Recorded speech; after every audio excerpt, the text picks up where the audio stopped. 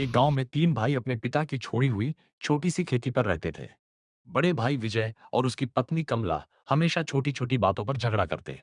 राजू और उसकी पत्नी सुनीता भी हर समय पैसों की ही बात करते। लेकिन सबसे छोटा भाई अर्जुन और उसकी पत्नी गौरी सुबह से शाम तक मेहनत करते और सभी का सम्मान करते। एक दिन विजय बोला। अगर अर्जुन घर छोड़ दे तो पूरी खेती हमारी हो जाएगी। कमला बोली। उसे इतना परेशान करो कि खुद ही चला जाए। दोनों ने राजू और सुनीता को भी अपने साथ मिला लिया। चारों लोग अर्जुन और गौरी को सबसे मुश्किल काम करवाने लगे। उन्हें सूखी रोटी दी जाती, बारिश में भी खेतों में भेज दिया जाता। गौरी सब सहती रही और कहती रही। भगवान सब देख रहे हैं। एक रात विजय ने कहा। आज से ये घर हमारा है, तुम दोनों यहाँ नहीं रहोगे। गौरी सब सहती रही और कहती रही।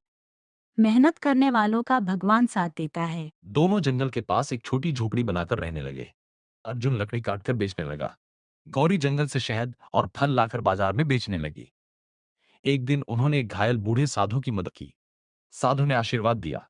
तुम्हारी मेहनत कभी खाली नहीं जाएगी। कुछ महीनों बाद अर्जुन की मेहनत रंग लाई। उसे अच्छी खेती के लिए सरकारी मदद मिली। उसने नई जमीन खरीदी।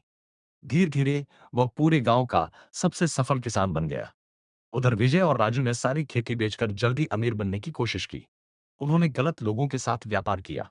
कुछ ही महीनों में उनका सारा पैसा डूब गया। घर भी बिक गया। चारों सड़क पर आ गए। एक दिन भूखे प्यासे विजय, राजू, कमला और सुनीता अर्जुन के घर पहुंचे। उन्होंने सोचा अर्जुन हमें भगा देगा, लेकिन गौरी ने तुरंत उनके लिए खाना बनाया। अर्जुन बोला। गलती तुम्हारी थी, लेकिन तुम मेरे भाई हो। विजय रो पड़ा। राजू ने हाथ जोड़कर माफी मांगी। कमला और सुनीता भी अपनी गलतियों पर पछताने लगी। अर्जुन ने दोनों भाइयों को अपने साथ काम पर रख लिया। धीरे धीरे चारों बदल गए। अब वे मिलजुल कर मेहनत करने लगे। पूरा गांव उनकी मिसाल देने लगा। अर्जुन ने अपने दोनों भाइयों को माफ कर दिया। तीनों भाई फिर से साथ रहने लगे। लेकिन मंझला भाई राजू अंदर से बिल्कुल नहीं बदला था। राजू सोचने लगा, अगर अर्जुन नहीं होता तो सारी संपत्ति मेरी होती। उसने अपनी पत्नी सुनीता से कहा। इस बार हमें ऐसा खेल खेलना होगा कि किसी को शक भी न हो। सुनीता बोली। गांव के मेले में अर्जुन की कमाई वाले पैसे गायब कर देते हैं।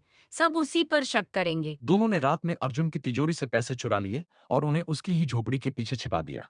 सुबह पूरे गांव में हंगामा मच गया। राजू चिल्लाया। अर्जुन ने खुद पैसे छिपा दिए ताकि हम पर इल्जाम लगा सके। गांव वाले अर्जुन पर शक करने लगे। गौरी रोने लगी, लेकिन अर्जुन बोला। सच एक दिन जरूर सामने आएगा। उसी समय गांव का एक छोटा लड़का आया और बोला।